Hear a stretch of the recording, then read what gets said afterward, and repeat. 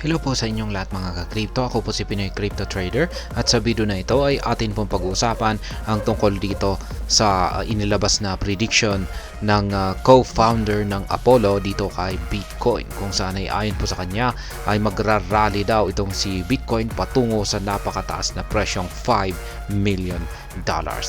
At ayan, meron po siyang paliwanag dito kung paano kung bakit magagawang akyatin ni Bitcoin ang ganito kataas na presyo sa hinaharap. Pero bago po tayo magpatuloy ay nais ko lamang po munang bigyang linaw ang aking disclaimer kung saan ang nilalaman po ng video na ito ay hindi po ito isang financial advice. For education and information purposes lamang po ang layunin nito. Maliban po dito ay nais ko na rin pong magbigay babala na wala pong kahit anumang group chat ang Pinoy Crypto Trader.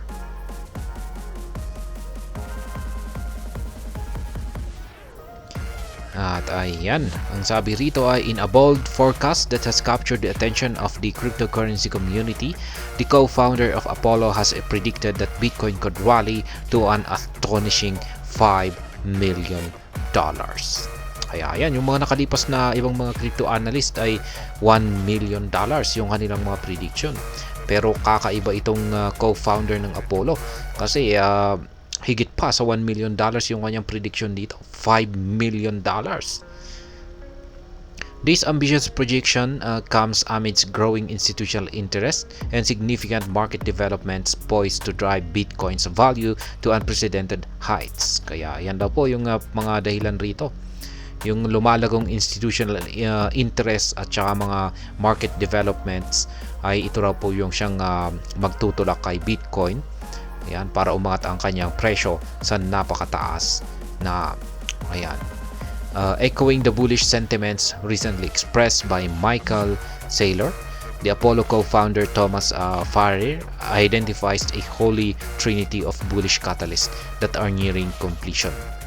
Ayan, meron daw pong tinatawag dito ng co-founder ng Apollo. Siya po ay si Thomas Farrer. Ayan, meron po siyang tinatawag na Holy Trinity of Bullish Catalyst. Ayan, at ito yung mga dahilan kung bakit aangat si Bitcoin sa presyong $5 million. At yan, meron po siyang paliwanag dito mamaya. This catalyst sets the stage for what could be the most remarkable price surge in Bitcoin's history. Ayan.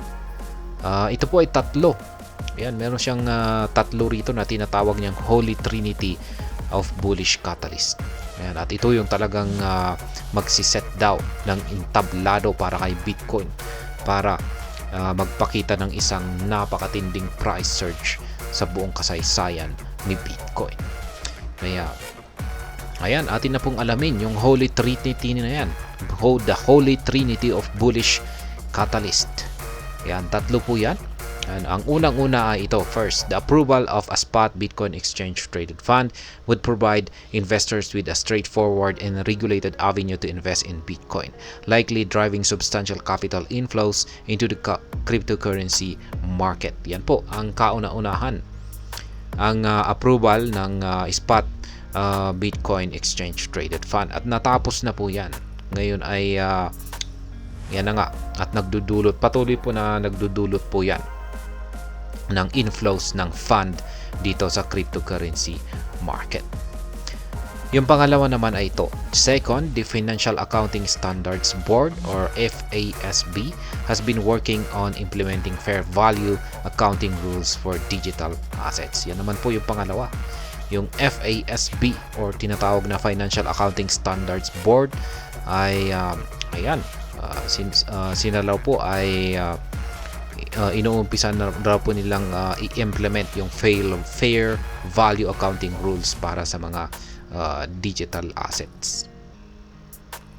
At ang pangatlo ay ayan, sabi rito ay major financial institution offering custody services and lending against Bitcoin as collateral would further legitimize Bitcoin as a valuable asset class. Yan po yung pangatlo at panghuli na binanggit ng co-founder ng Apollo na isang Holy Trinity catalyst kay Bitcoin. Yung mga malalaking financial institution daw ay nag-o-offer ng custody services at lending, yan, para kay Bitcoin, yan, against kay Bitcoin. bilang collateral. At ito raw ang siyang higit na makakatulong para mas maging legal itong si Bitcoin at isang napakalagang asset class.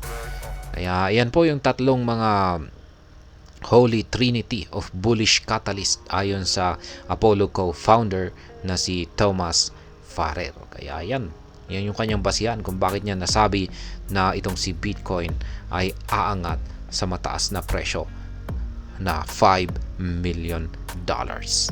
At hanggang dito na lamang po tayo sa video na ito mga ka-crypto. Sana po ay inyong nagustuhan ang aking paliwanag sa video na ito. Kung inyo po itong nagustuhan ay pakiclick lamang po ang like button nito. Para naman po sa mga bago lamang dito, kayo po ay aking inaanyayahan para mag-subscribe.